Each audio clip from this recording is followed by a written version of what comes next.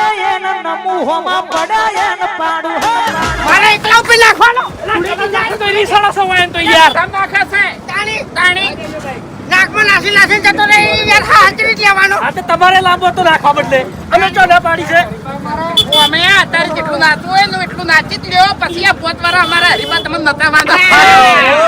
તાણી તમારા એકલાના હરીફા નહીં હો આખા ગામના હરીફા છે ત્રણ જણા તો ટળીને બહાર નીકળી જશો એને હવે કીધું? શું થાય છે ને તમારા અંગાથી હવે ખાલી તમે જોતા જો ટળાઈ કુણ બહાર નીકળી જાય છે